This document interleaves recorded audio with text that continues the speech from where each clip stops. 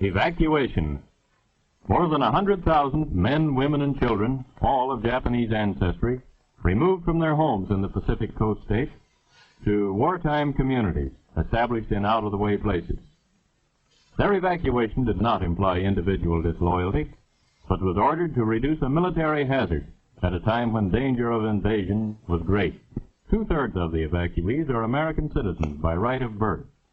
The rest are their Japanese-born parents and grandparents. The people are not under suspicion.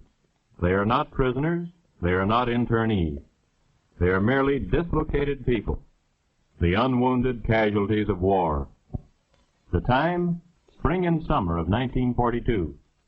The place, 10 different relocation centers in unsettled parts of California, Arizona, Utah, Idaho, Wyoming, Colorado, and Arkansas.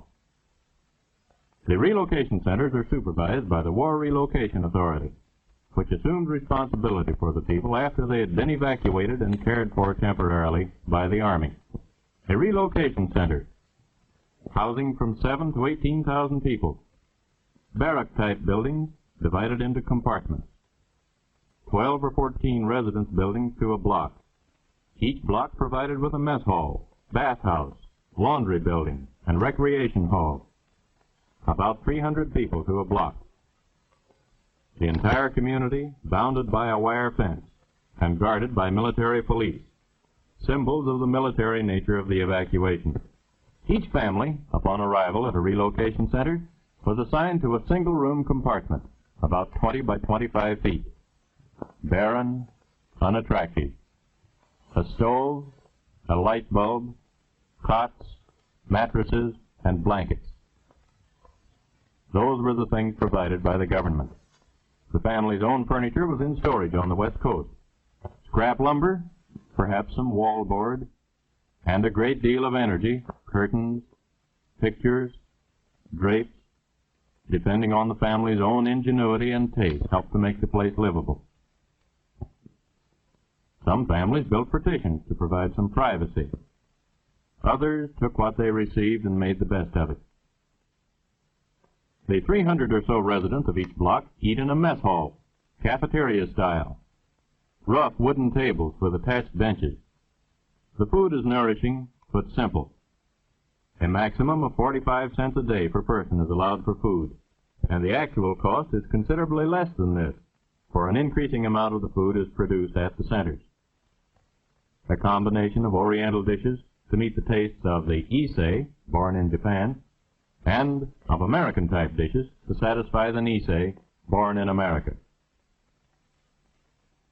Lands that had never been occupied or farmed were chosen for most of the relocation centers. Most of the land was covered with desert growth, or with timber in the case of the Arkansas centers. It had to be cleared before farming could start. Then it had to be leveled, and irrigation ditches laid out, or rebuilt, in order that the people could produce a part of their own food. Then came the plowing and preparation of the soil and planting. A few of the centers had crops in 1942. In 1943, all of them. About half of the evacuated people were farm folk, skilled producers of vegetables, fruits, and other crops.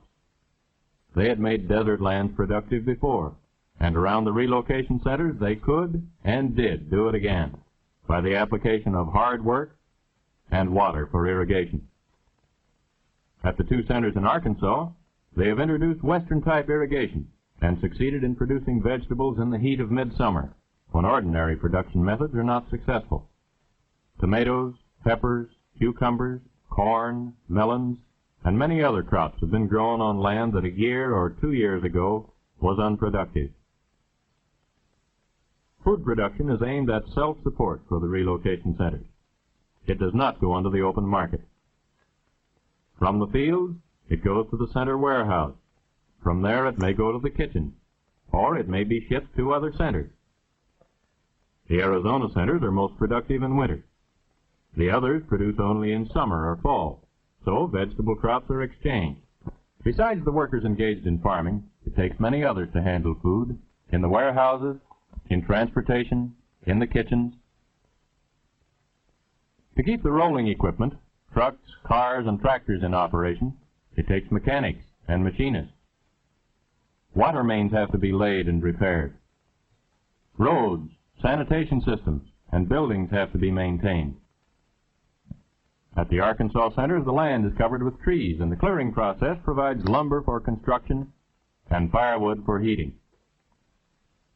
Those who work are paid. Wages by outside standards are low. $12 a month for beginners, $16 a month for most of the workers, and $19 for professional people such as doctors and others on skilled or difficult work. The workers also receive a small cash allowance for clothing. The money received as wages lets an evacuee buy the things he needs, which are not provided by the government. But most have had to draw on their savings to live as they would like to.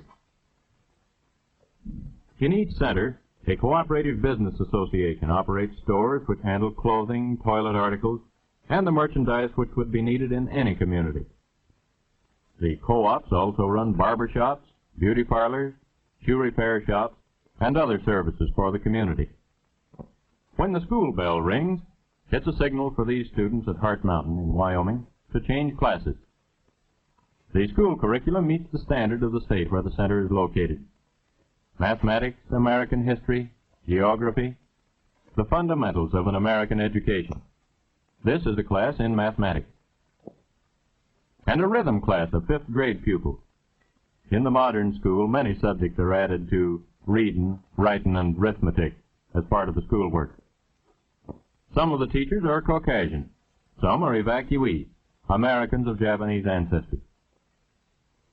The first graders in this class, taught by an evacuee teacher, are making colored drawings which will decorate the walls of their barrack building classroom. The same kind of beautifully clumsy drawings that can be found in almost any first grade room. In the high school, vocational training gets plenty of attention. Scientific farming, studied in school and in the field. And older boys are learning trades. They use them first as part of the regular work of the relocation center, as welders, mechanics, machinists. Frequently, learning to do the necessary jobs in a relocation center have led to better jobs outside. Health protection is part of the obligation assumed by the government. Evacuee doctors and nurses serve in the hospital under the supervision of Caucasians. Dentists, oculists, and pharmacists also. The Japanese professional men and women, most of them American citizens, had their own practices on the West Coast before evacuation. Many of them now are in the Army Medical Corps, and others have replaced doctors and other health workers in communities outside the centers. The health service in relocation centers, in proportion to population, is about like that of any other American community in wartime, barely adequate. The evacuees have a form of community self-government which aids the appointed officials in administration of the community. A community council of evacuees is elected to make rules and regulations. Anyone 18 years old or older is eligible to vote in the elections, which are carried on in the democratic manner. A judicial commission sits in judgment on minor offenses. Attorneys among the evacuees represent the prosecution and the defense. A serious crime would be tried in the regular courts outside the center. The crime rate among people of Japanese ancestry in the United States always has been extremely low, and this has proved to be the case in the centers. After working hours, over weekends, a relocation center is the scene of baseball and softball games by the dozen. The teams are counted by the hundreds. The evacuees have provided practically all of their own equipment, for little government money has been spent for strictly recreational purposes. In the fall, touch football is in season, and more quiet forms of recreation. The relocation centers include many well-known artists. Amateur and professional artists and craftsmen have used their spare time in creating beauty in many different forms. Sunday church services. Advanced preparations include carrying the benches into the barrack building. Most of the alien Japanese are Buddhists, but almost half their American-born children belong to some Christian denomination, Catholic, Methodist, Presbyterian, Except for state Shinto involving emperor worship, there is no restriction on religion in relocation centers. Boy Scouts, who usually provide the color guard for the American flag which floats over each center, are typical of the American organizations which are prominent in each relocation center. There's a USO Club to provide entertainment for the Japanese American soldiers who come to the center to visit their families or friends. Girl Scouts, Campfire Girls, Parent-Teacher Associations, the Red Cross. The evacuees belong to these organizations in their former homes and transplanted them to the centers. The Boy Scout Drum and Bugle Corps here is leading a harvest festival parade, marking the high point of the successful season of farm production. Everyone turns out to view the beauty queens, to see the well-decorated floats, and to join in the good time that goes with the full day of celebration.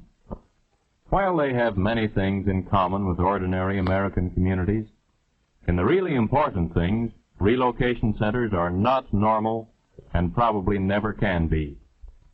Home life is disrupted. Eating, living, and working conditions are abnormal. Training of children is difficult. Americanism, taught in the schools and churches and on the playgrounds, loses much of its meaning in the confines of a relocation center. When the War Relocation Authority was only a few months old, it was decided that relocation centers should not be maintained any longer than necessary. The first people to leave the relocation centers were volunteer workers recruited to help tend and later to harvest the sugar beet crop of the western states. Almost 1/10 of the evacuees volunteered for this seasonal work in 1942. The result of their labors was a year's sugar ration for about 10 million people. But work in the beet fields was temporary. Most of the people returned to the centers. The War Relocation Authority has been more concerned with permanent relocation, getting the evacuees out of the backwaters of the relocation centers into the mainstream of American life, so their labor can help to win the war, so the cost to the taxpayers may be reduced, so there can be no question of the constitutionality of any part of the action taken by the government to meet the dangers of war. So no law-abiding American need to fear for his own freedom. Relocation of the evacuees is not being carried on at the sacrifice of national security. Only those evacuees whose statements and whose acts leave no question of their loyalty to the United States are permitted to leave. All information available from intelligence agencies is considered in determining whether or not each individual is eligible to leave. Those who are not eligible to leave have been moved to one center to live, presumably for the duration of the war. The others, established as law-abiding aliens or loyal Americans, are free to go whenever they like. Thousands already have gone. Here are a few of them. Nobura Aramura is examining corn for insects in a field in Illinois. Kenneth Sugioka used to operate his own orchard in Hollister, California. Machine work was a hobby. Now it's his job. He's making precision parts for American bombers. Masako Takayoshi is assistant head nurse in a large hospital. She was a teaching supervisor of nurses in a Seattle hospital before evacuation. She has 3 brothers, all in the Army. The tractor driver here is Roy Himoto, who used to farm near Walnut Grove, California, and was evacuated to the Tule Lake Center. This young machinist has learned his trade since he relocated to Chicago, and his boss says he's learned it well. He's helping to make kitchen equipment. Mrs. Ayako Kasai paints miniature dolls in a Midwestern studio. She used to live at Colusa, California, and then lived at the Granada Relocation Center. In the background is Cecilia Miyamoto, who divides her time now between working and attending college. Kei Nakadoi feeds the chickens on an Illinois farm, and on the same farm is an Issei, Tamago Shimatsu. Shinobu Sakuma, Joe Chihara, and Yoshio Dogen cultivate potatoes on a farm in the Middle West. This is Ruth Nishi. Her father ran a fruit stand in Berkeley, California, and Ruth helped him. After living in the Poston Relocation Center, she moved to Chicago and has become a skillful turret lathe operator. These young men spraying potatoes are from the Minidoka Relocation Center. This boy liked the printing trade, but had no chance to learn it until after he had left the relocation center.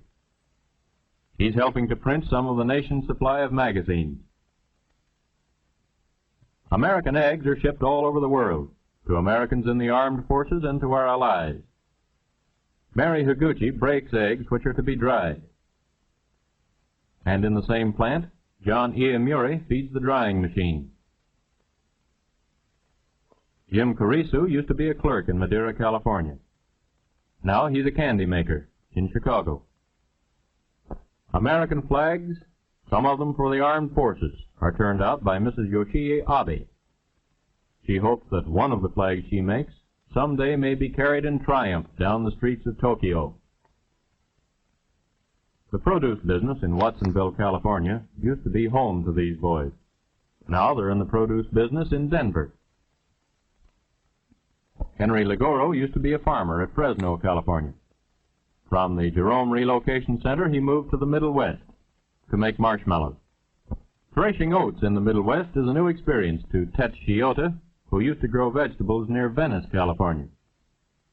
An artificial leg doesn't interfere with the way he handles a pitchfork.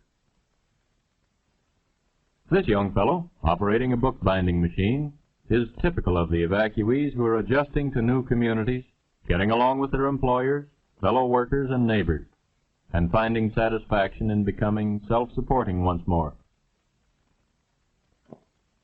The Americanism of the great majority of America's Japanese finds its highest expression in the thousands who are in the United States Army. Almost half of them are in a Japanese-American combat team, created by order of the Secretary of War early in 1943. Some of the volunteers came from Hawaii, some from the eastern part of the United States mainland, where there was no mass evacuation. Hundreds of them volunteered while they were in relocation centers. Volunteered to fight against the militarism and oppression of Japan and Germany. They know what they're fighting against, and they know what they're fighting for. Their country, and for the American ideals that are part of their upbringing. Democracy, freedom, equality of opportunity, regardless of race, creed, or ancestry.